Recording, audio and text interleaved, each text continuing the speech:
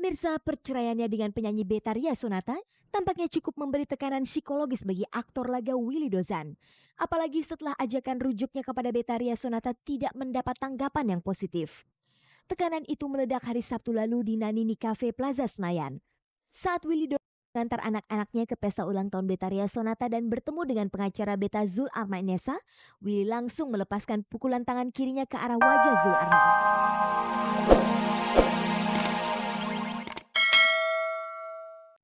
Selamat sore pemirsa, jumpa lagi dalam tayangan paling bergengsi, Cek dan Dicek bersama saya Fani Rahmasari. Inilah tayangan infotainment yang akan membuka cakrawala Anda tentang dunia selebriti. Seperti biasa, selama 30 menit ke depan Anda bisa menyaksikan berbagai informasi terbaru para selebriti yang telah disiapkan oleh tim Cek dan Dicek. Tapi sebelumnya, saya informasikan kepada Anda tentang kuis Oke Jelang tahun 2003, persembahan Cek dan Dicek bersama Daktarin. Anda bisa memilih salah satu artis sinetron wanita yang namanya tertera di layar televisi Anda. Siapa kira-kira yang menjadi favorit Anda sepanjang tahun 2002 ini? Ikuti kuis ini dengan menghubungi nomor telepon 021 585 9328. Bagi 5 pemirsa yang beruntung, kami menyediakan hadiah uang tunai 5 juta rupiah. Nah pemirsa, tetaplah bersama tayangan paling bergengsi ini hingga akhir acara.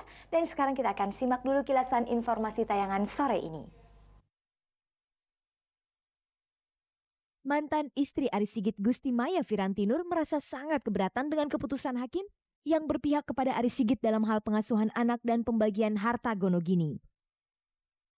Setelah melakukan pemukulan terhadap pengacara Betharia Sonata, Zul Armain Lubis, aktor Willy Dozan dipastikan akan menghadapi tuntutan pidana dari Zul Armain.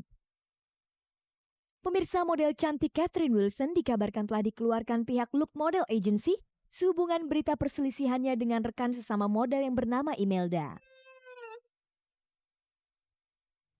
Setelah melewati proses panjang, akhirnya Gusti Maya Viranti Nur resmi dicerai oleh suaminya Arie Sigit. Yang membuat Maya kecewa, berdasarkan keputusan pengadilan ia harus kehilangan hak asuh ketiga anaknya. Pengadilan memutuskan Arie Sigit dianggap lebih baik dalam mengasuh ketiga anaknya ketimbang Maya Sigit. Lalu bagaimanakah dengan pembagian harta gonogini senilai 3 miliar rupiah seperti yang diharapkan Maya Sigit? Benarkah dia mendapatkan pembagian harta gonogini senilai itu?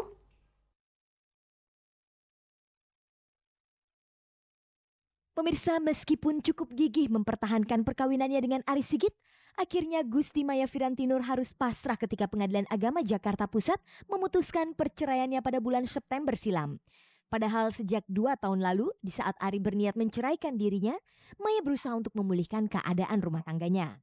Namun akhirnya Maya dan Arie tidak menemukan titik temu. Arie tetap bersikeras untuk menceraikan Maya. Akhirnya pada bulan Maret 2002 lalu, Arie Sigit mendaftarkan perceraiannya ke Pengadilan Agama Jakarta Pusat. Setelah menjalani 3 kali persidangan, putusan cerai pun diketuk September silam. Tapi berita perceraian Maya dan Arie baru merebak di kalangan wartawan awal bulan November lalu. Bagaimanakah Maya menghadapi putusan cerai itu? Itu memang benar ya, tapi saya belum itu tanda tangan surat itu. Dan saya sendiri belum terima suratnya. Ada hal-hal yang intern banget ya, yang saya belum disepakati sama Mas Arie. Yang lebih memprihatinkan lagi dari putusan cerai itu, Maya tidak mendapatkan hak asuh ketiga anaknya. Hak pengasuhan jatuh ke tangan Arie Sigit. Padahal putra bungsu Maya yang bernama Rana saat ini masih berusia balita yang seharusnya berada di bawah pengasuhan seorang ibu. Awalnya pas saya dengar itu keputusan itu ya saya nangis, udah sempat stres berat deh gitu. Kok bisa begitu gitu, maksudnya hukum di Indonesia kok nggak mengikuti prosedur yang udah ada gitu loh ya. Kan ya setahu saya di Indonesia ini kan udah itu kan hukumnya anak di bawah umur 5 tahun itu kan pasti ibu yang ya gitu. Kok ini saya nggak dapat sama sekali hak itu gitu loh gitu. Sampai putri aja kan itu 12 tahun ke atas itu harus dia memilih sendiri ya, menentukan sendiri boleh dong. Tapi itu sendiri kok malah mereka yang menentukan gitu. Itu saya nggak tahu deh. Maksud saya cuma agak keselnya hukum di Indonesia ini sampai ke soal perkawinan juga kacau gitu loh. Apakah saat ini Maya diberi kesempatan untuk bertemu dengan anak-anaknya oleh Arie Sigit? Seminggu sekali. Itu pun juga kadang-kadang kalau Mas Arinya ada. Kalau Mas Ari nggak ada ya nggak ketemu. Ya kadang-kadang di sini saya juga suka marah ya, sedih gitu ya.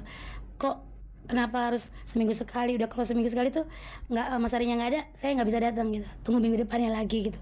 Selain kalah dalam hak asuh anak, Maya pun kabarnya harus menerima kenyataan pahit dalam hal pembagian harta gonogini.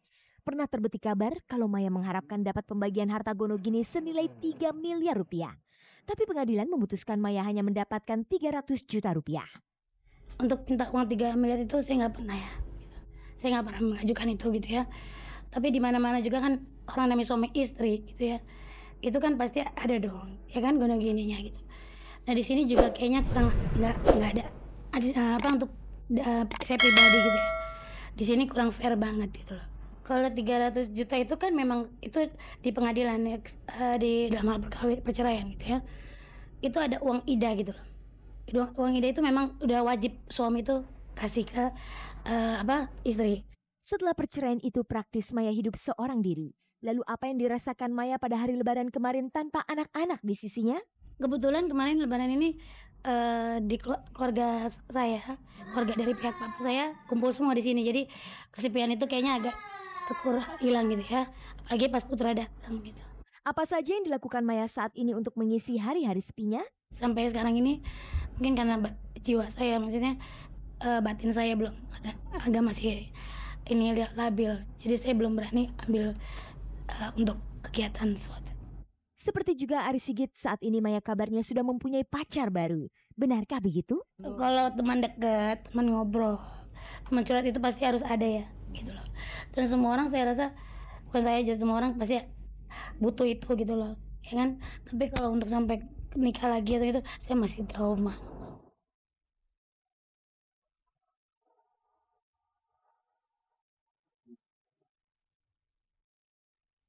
Pemirsa, berikut ini kita simak liputan aktual yang berhasil dihimpun oleh tim Cek dan Dicek.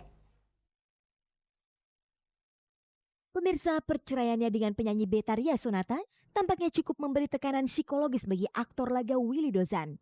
Apalagi setelah ajakan rujuknya kepada Betharia Sonata tidak mendapat tanggapan yang positif. Tekanan itu meledak hari Sabtu lalu di Nanini Cafe Plaza Senayan.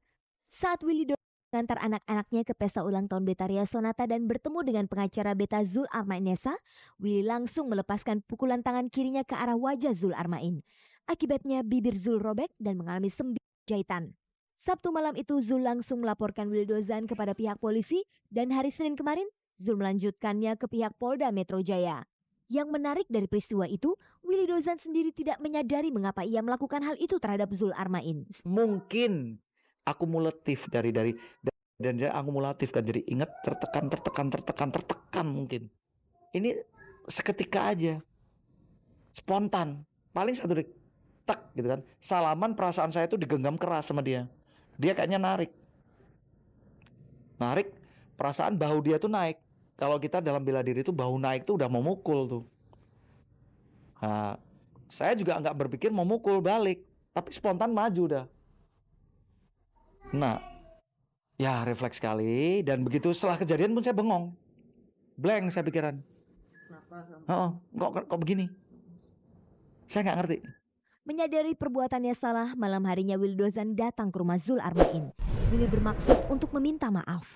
Sayangnya Zul Armain salah pengertian atas kedatangan Willy itu. Zul malah menyambut kedatangan Willy dengan mengeluarkan sebilah celurit dari meja kerjanya. Peristiwa itu sempat terekam wartawan yang secara kebetulan tengah berada di rumah Zul.